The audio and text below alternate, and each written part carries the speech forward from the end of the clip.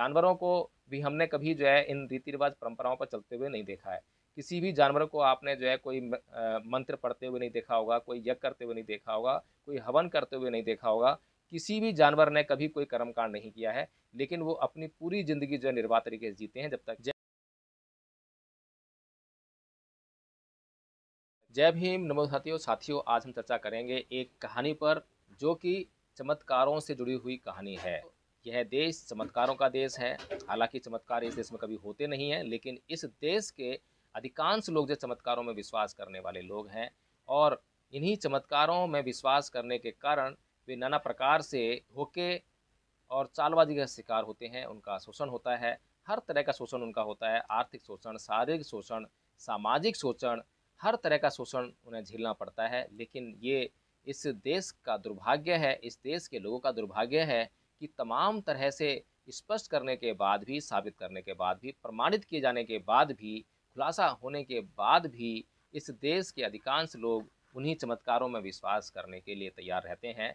पता नहीं क्या बात है, समझने का फिर से प्रयास करेंगे। लेकिन ये कहानी है महमूद गजनवी की, जो कि गजनी से भारत के ऊपर आक्रमण करने के लिए चला था, जिसका उद्देश्य था सोमनाथ मंदिर को लूटना। गुजरात के राजा को इसकी सूचना उसके गुप्तचरों द्वारा पहले ही मिल गई थी कि महमूद गजनवी गजनी से चल पड़ा है भारत को लूटने के लिए, सोमनाथ मंदिर को लूटने के लिए। लेकिन राजा ने कोई युद्ध की तैयारी करने की बजाय अपने पुरोहितों को बुलाया और पुरोहितों से पूछा कि क्या करना चाहिए। पुरोहितों ने कहा कि राज्य में जितना भी धन संपदा है उसको इकट्ठा कीजिए, दूध दही वगैरह इकट्ठा कीजिए, घी इकट्ठा कीजिए, हम जो है हवन करेंगे, यज्ञ करेंगे और महामृत्युंजय जाप करेंगे, जिससे कि महमूद गजनबी रास्ते में ही अंधा हो जाएगा और वो गुजरात तक कभी नहीं पहुंच पाएगा।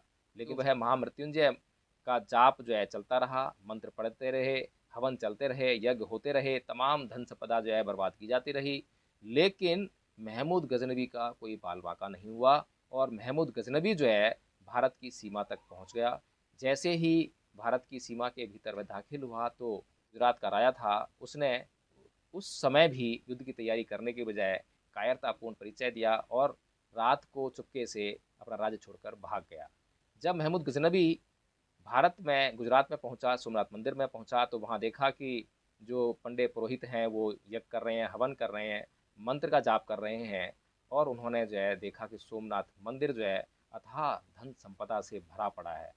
जब वहाँ के लोगों से यह पूछा कि ये जो अथाह धन संपदा है इस मंदिर में कहाँ से आई, तो लोगों ने बताया कि जो मंदिर के बीचों बीच जो एक मूर्ति है जो हवा में झूल रही है, जिसको कोई सपोर्ट नहीं है, तो वो हवा में जो झूल रही है या लटकी हुई है, तो उसका जो चमत्कार है उसके कारण ये धन संपदा यहाँ पर इकट्ठी हुई है।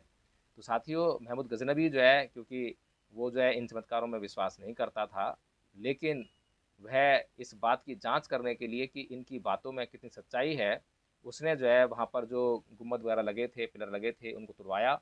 और जैसे ही जो चारों ओर जो चुंबक लगा हुआ था जिसके कारण वह मूर्ति हवा में लटकी हुई थी, वो चुंबक जैसे ही नीचे गिरा तो वो मूर्ति भी नीचे गिर गई। और जो पंडा पुरोहितों की जो चालबाजी थी, जो चमत्कारों की बकवास धारणाएं थीं, वो जो है उस मूर्ति के साथ जमीन में धराशायी हो गई। तो साथियों, इस तरह से हम देखते हैं कि ये तमाम बार, हर बार ये बात महमूद गजनबी की ही नहीं है कि जिसने साबित करने का प्रयास किया। पेरियार स्वामी जी ने भी इसी प्रकार से, क्योंकि उनका जो है उद्देश्य या किसी भी अम्बेडकरवादी का उद्देश्य ये नहीं है कि वो किसी देवी देवता या किसी ईश्वर को अपमानित करे। लेकिन जब कोई व्यक्ति ये कहता है कि उसके देवी देवताओं या ईश्वर, जो उनकी मूर्ति उन्होंने बनाई है, उसके अंदर चमत्कार है, शक्ति है, सामर्थ्य है, तो उसकी परीक्षा लेने के लिए यह सब करना ही पड़ता है, जांच तो करनी ही पड़ती है। इसीलिए पेरिया रामा स्वामी जी ने लगातार पूरे दिन सुबह से लेकर शाम तक जो मूर्तियां बनवाई, अब मूर्तियां किसकी थी, फिर किसी की भावना ना आहा तो इसके लिए मैं नाम नहीं ले रहा हूँ, खाली ये बताता हूँ कि वो हिंदू देवी देवताओं की मूर्तियां थी, ईश्वर की मूर्तियां थी। उनमें जो है लगातार सुबह से लेकर शाम तक चप्पलें मारते रहे और शाम को बड़ी जनसभा में यह घोषणा की, यह बताया लोगों को, लोगों की आंखें खोलने के लिए कि देखिए सुबह से लेकर शाम हो गई है, मैं सुबह से लेकर शाम तक जो है मैं जूते चप्पल मार रहा हूँ, मेरे हाथ दर्द कर गए हैं, लेकिन इन मूर्तियों ने उफ तक नहीं की। तो हमें ये समझना चाहिए, जानना चाहिए कि जब ये मूर्तियाँ अपनी रक्षा नहीं कर सकती हैं तो ये हमारी रक्षा कैसे करेंगी। तो साथियों, ये कुछ तरीके हैं जो कि हम, यदि कोई हमें कोई व्यक्ति बात कहता है तो उस बात को हमें मानना चाहिए या नहीं मानना चाहिए, ये हमें जो मनुष्य होने का जो हमें प्रमाण तो देना ही चाहिए, क्योंकि हमने मनुष्य के रूप में जन्म लिया है और मनुष्य ही एकमात्र विवेकशील प्राणी है जिसके पास विवेक है, बुद्धि है। लेकिन यदि मनुष्य इस विवेक और इस बुद्धि का इस्तेमाल ही ना करे, तो फिर उसका जो है कल्याण करना बड़ा मुश्किल है। और हमारे चारों तरफ हमारे रिश्तेदार, नातेदार सभी जो हैं इस तरह के अंधविश्वासों में लिप्त हैं, परंपराओं में लिप्त हैं, रीति रिवाजों में लिप्त हैं, जिनको बार बार बताने के बाद भी, बार बार साबित करने के बाद भी, तमाम तरीकों से समझाने के बाद भी वे इनको छोड़ने का प्रयास नहीं करते हैं। तो साथियों, बस इतनी सी बात है कि मनुष्य जो है विवेकशील प्राणी है, उसके पास बुद्धि है। तो इस बुद्धि का जो है उसे परिचय देना चाहिए, उसे बताना चाहिए कि हाँ, मैं मनुष्य हूँ, मैं जानवर नहीं हूँ। जानवरों को भी हमने कभी जो है इन रीति रिवाज परंपराओं पर चलते हुए नहीं देखा है।